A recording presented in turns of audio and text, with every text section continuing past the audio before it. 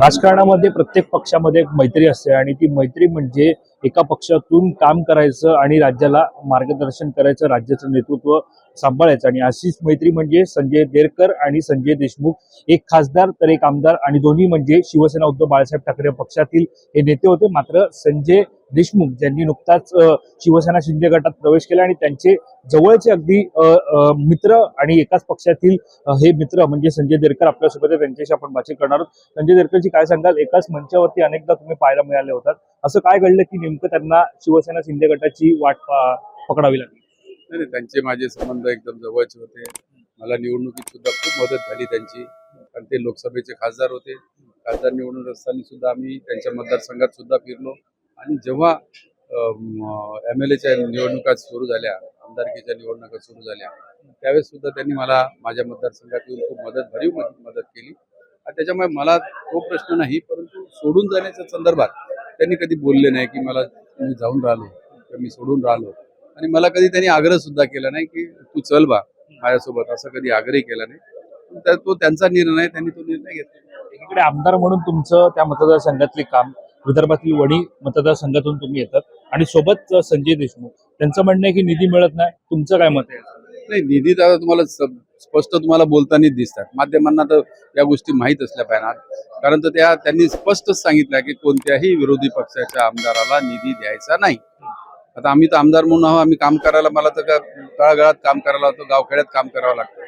अशा परिस्थितीत आता जेव्हा पांधन रस्त्याच्या गोष्टी आल्या, पांधन रस्त्याचं गेल्या वर्षभरापासून चालू आहे की पांधन रस्ते करू, असं करू तसं करू, खूप काही त्यांनी नियोजन केलं. परंतु पांधन रस्त्याला आता या वर्षात एकही पैसा मिळाला नाही. आम्ही खूप त्याच्यासाठी सभागृहात सुद्धा बोललो.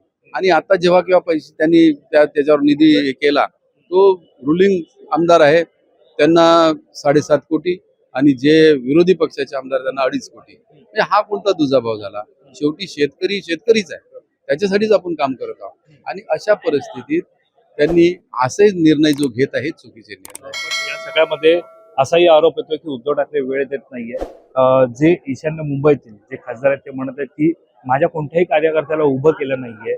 जे एक व्यक्ती आहे त्याच्यावरती आरोप आहे. मुळामध्ये एकीकडे उद्धव ठाकरे असतील आणि मग तुमच्या पक्षाचे खासदार असतील संजय राऊत, त्यांच्यावरती सातत्यानं बोलले जाते. काय नाही, याबद्दल हे सगळ्या चुकीच्या, आता गेल्यानंतर कोणी काय बोलतं हे त्यांचा प्रश्न आहे. परंतु मी माझ्या स्वतःच्यावरून सांगतो की मला उद्धव साहेबांनी जेव्हा जेव्हा मी बोललो तेव्हा मला त्यांनी वेळ दिला, प्रेमाने सगळ्या गोष्टी सांगितल्या. त्यांनी हेही सांगितलं की आपण विरोधात आहोत, कमी आहोत, त्याच्यामुळे आपल्याला निधी मिळेल नाही मिळेल याची काही चिंता करायची नाही. 5 वर्ष आपण आपल्या कार्यकर्त्यासोबत, आपल्या जनतेसोबत राहायचं, कामं करायचे.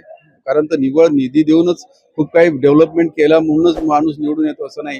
तर प्रेमाचे संबंधच आपण जोपासले तरी सुद्धा निवडून येऊ शकतो. आज त्यांचा कानमंत्र आम्हाला दिला. मिशन टायगर मध्ये 6 खासदारांचा बंड झाला, त्यानंतर पत्रकार परिषद झाली, त्यावेळेला म्हटलं मिशन टायगर अजून सुरू आहे.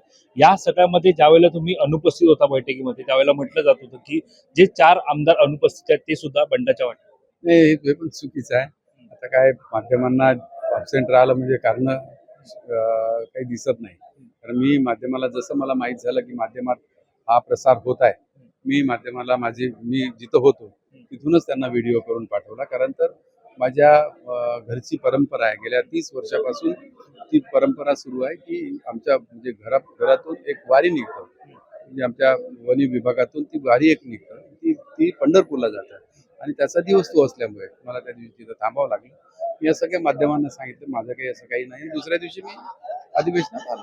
शेवटचा प्रश्न, FDA मध्ये सध्या तुकाराम मुंडे यांच्या कारवाईने संपूर्ण डुप्लिकेट पनीर असेल, गुटखा असेल, या सगळ्यावरती कारवाई होत आहे. मात्र त्यांच्या संदर्भातली मुद्दा तुम्ही सभागृहामध्ये उपस्थित केलेला आहे. सध्या पाहायला गेलं तर त्यांच्यावरून सुद्धा चर्चा होताना पाहिजे.